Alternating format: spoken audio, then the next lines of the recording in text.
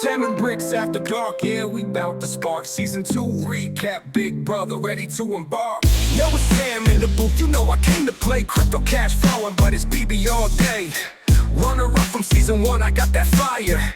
Now I'm back with bricks, taking you higher. Georgetown point guard, but I'm still a hustler. Now we here talking strategy, not just muscle, bro. Salmon bricks, yeah, we break it down. Late night vibes when the stars come around. From alliances to blind sides, the drama's hot on Salmon bricks after dark. You know we got the plot.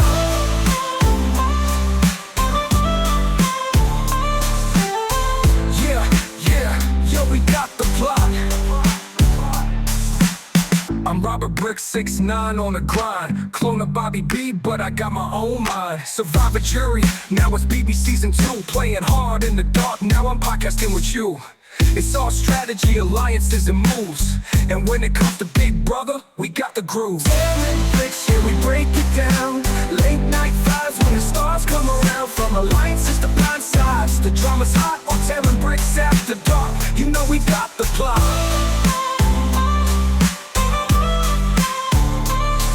Sit back, tune in, grab a drink or two. Salmon bricks got the recap coming just for you. From crypto to strategy, we bring the spark. It's Salmon bricks after dark, where the game leaves its mark.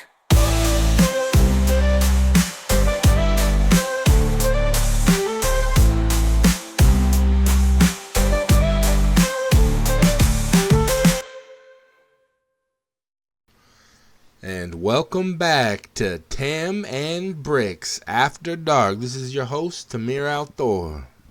And Robert Bricks, like always. Oh my God. What a week we are having in the Big Brother house, Rob. What fucking twist do we have this fucking week? Oh my God, it was so money. And it's so good. We had some of the most success. We had the biggest and one of the more small people make their way out of that dangerous pressure cooker.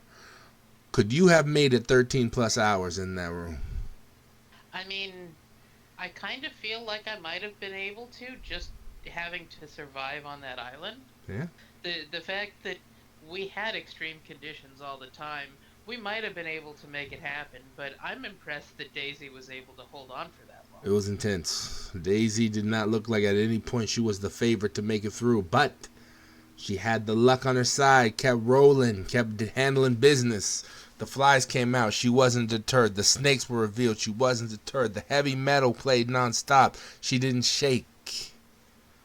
Again, Tyrone feels like somebody who was definitely more of a favorite there, but Daisy is a dark horse. I dig it. Unfortunately, she wasn't able to pull it through, but even still, getting that tent out in the backyard is a nice benefit. Yeah. Another thing, this was the second time we saw Mel's advice, her coaching, lead to an HOH victory. First with Justin, now with Tyrone. Maybe we got a little powerhouse Mel. I mean, if you're the kingmaker, that gives you a lot of ability to ride on through the challenges. But what did you think of Tyrone putting Mel on the block after she helped him win HOH? I mean, I don't understand that. You feel like you want to keep the folks helping you as best you can, but maybe there's a deeper alliance play going? I'm not really sure I follow. So we had Tyrone put up Mel and Heath, and then we saw a demon enter the house, quote unquote, and then they both came down. What did you think when that moment happened? Well, I mean, the special effects budget this season has been pretty intense. It's insane. It's insane. I mean, the fact that power was used to good effect to bring Heath off the block caused a lot more chaos.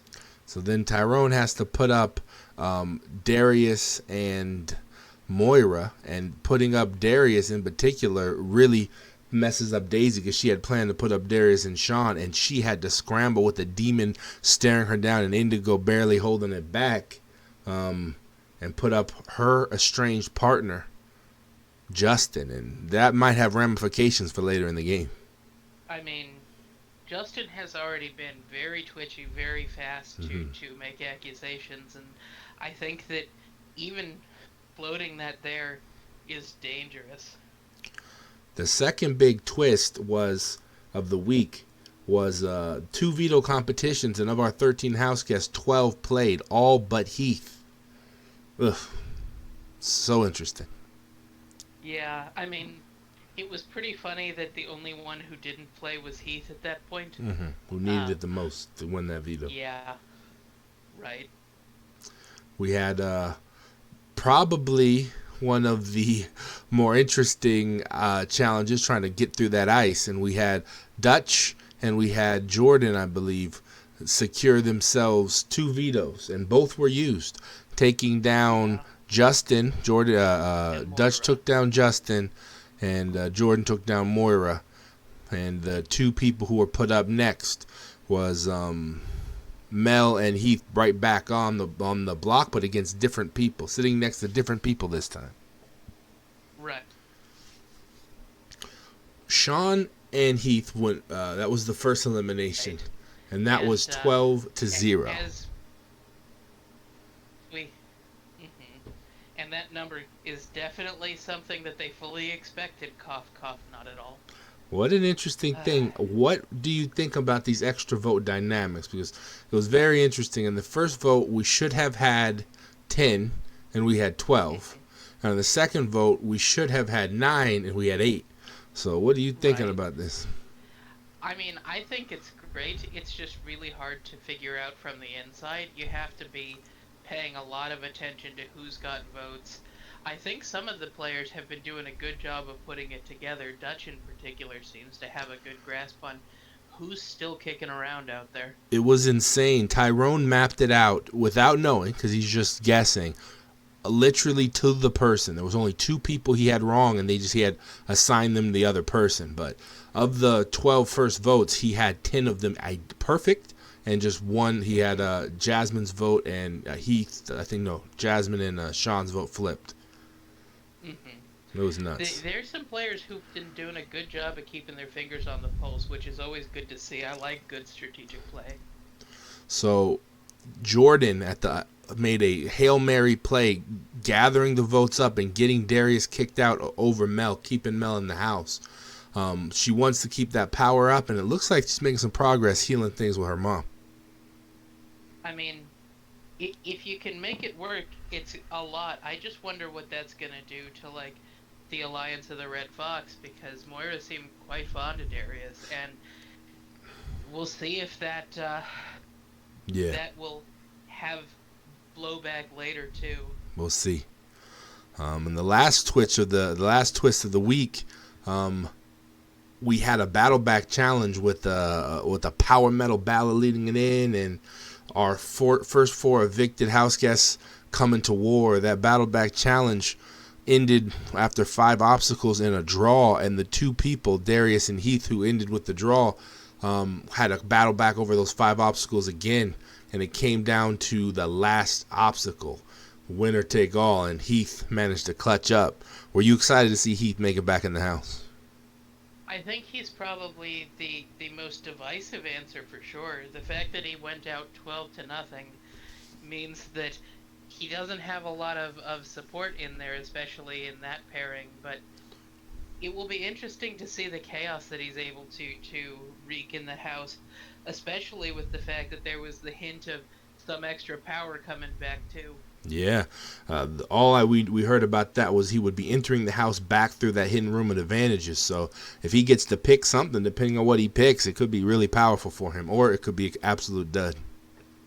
Yeah, well, he seems like, despite the fact that he's not reading the room well or doing the social things, he seems like a really savvy player. Yeah, he's been trying to take his shots where he can, and we'll see if that turns out better too. Being the low man in the house allows him to say things like about the Girls Alliance or whatnot that other people are afraid to say. He can't catch more blowback because he's at the lowest point possible, so he can say whatever he feels.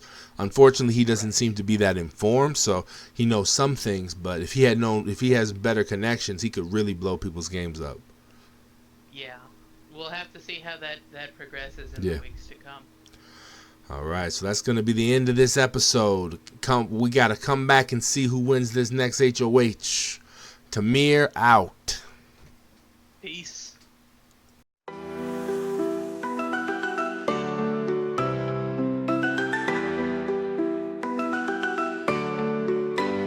Yo, welcome to the late night vibes, this is where we shine. Tam and Bricks got the insights, we're one of a kind. From Big Brother's house to the crypto deals we unfold. Let's take a deep dive, hear the stories untold. It's Tam L4, the runner-up, feel the fire. With Robert Bricks, we elevate, climbing higher. Tam and Bricks at the dark, we're bringing the heat. With stories from the house, this podcast can't be beat. Tune in for the laughs, the drama, the strife. Join us on this journey as we share the Big Brother life.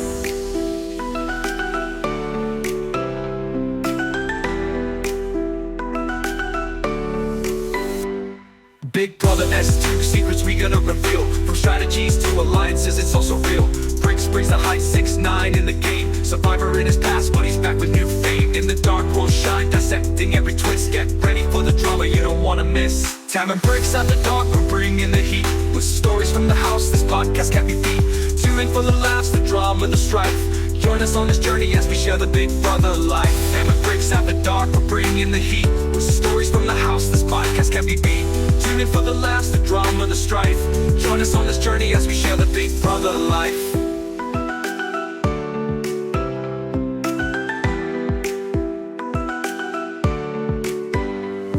Big Brother S2, secrets we gonna reveal. From strategies to alliances, it's also real.